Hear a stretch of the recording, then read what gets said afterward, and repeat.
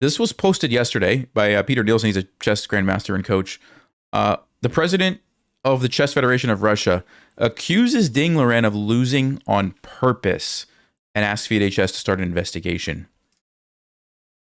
So this is after the World Championship game was over. He's basically saying Ding lost on purpose. Okay, if you don't know what happened, Ding lost the last game in the match yesterday, and Gukesh won, new world champion. The bottom part here, I want to read to you. It's cut off there a little bit. The result of the last game caused bewilderment among professionals and chess fans. The actions of the Chinese chess player in the decisive segment are extremely suspicious and require a separate investigation by FIDE. Losing the position in which Ding Liren was in is difficult even for a first-class player. The defeat of the Chinese chess player in today's game raises a lot of questions and looks like a deliberate one.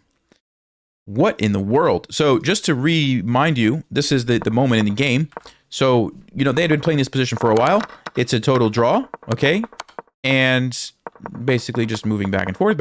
And right here, he allows the rooks to be traded. He allows the bishops to be traded because it's trapped in the corner. And ultimately, you end up with the losing king and pawn ending where black's going to win. This is not even... It's not like that difficult. There are a couple little tricks here, but it is a winning king and pawn ending for black. So I have a couple questions. First question is, why would you want to throw a world championship game? I mean, why would you want to do that, right? I understand Ding has had a lot of pressure. I'm sure that comes along with being the world champion. He's had a rough year for a lot of different reasons, which we're not going to get into right in this video. But maybe there's some part of him that, I'm tired of this. This is tough. Are you really just going to throw the game? I find that a little bit hard to believe. The other thing is, if you did want to throw the game, just hypothetically, okay, for a second, let's just step back and say, yeah, sure, he wanted to throw the game. Why would you choose this moment? Of all the moments in the match or in this game even, why here? Like, would you not choose some moment earlier, like maybe in the middle where it's a bit complicated and there's some stuff going on where you blunder something? You're going to wait for the very end when it's like a dead draw, and then you're going to be like, oh, dupe, didn't see it, rook f2. I mean, let's not forget, too, he had 9 minutes on the clock, which is plenty of time for a grandmaster in this position. Don't get me wrong. It's plenty of time. You had increment. There's not that much going on. But he might have just not calculated. And I actually want to show you guys something. This position over here that I was looking at. Let me... It's the exact same position, except I've moved the bishop to b7 instead of a8, and I've moved the rook over here. In this position, if you go rook f2, and these rooks get traded, it is a dead draw. I can actually even show you the table base over here will show you if there's any way that black can possibly win. There are no moves for black that win. This is a dead draw. And the reason is because your pieces are in dark squares. They can never be chased away because the bishop's on a light square, right?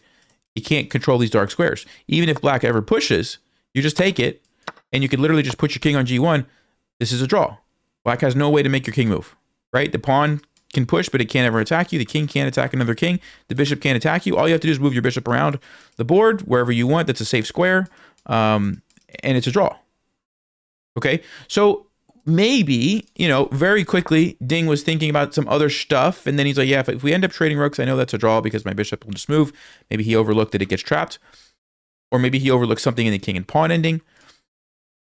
Or maybe yeah, that's pretty. I think maybe he was like trying to set up like a fortress. He was thinking like, I'm going to go here. He doesn't want to trade because if he trades, it's going to be a draw. He's going to move away, and then I'm going to have this fortress where I can just move my rook back and forth and my king, and it's a draw. I don't know, right? I don't know, but this seems kind of crazy that like I'm just going to lose on purpose by going rook f2. I mean, what do you guys think? You tell me. Is this crazy? I'm actually curious. Like, is FIDE actually going to do an investigation? What is that? How do you investigate that? Like, what does that even look like? Like, oh, let's see. Did he do this on purpose? Like, this is so weird. Anyway, by the way, I'm not taking sides. Congratulations to Gukesh. I think Ding played a good game. I'm not trying to be pro or anti anybody here. This is just, I just saw it and thought, wow, that's wild. I'll just share my opinion. And what do you guys think? Let me know. As always, thanks for watching. Stay sharp. Play smart. Take care.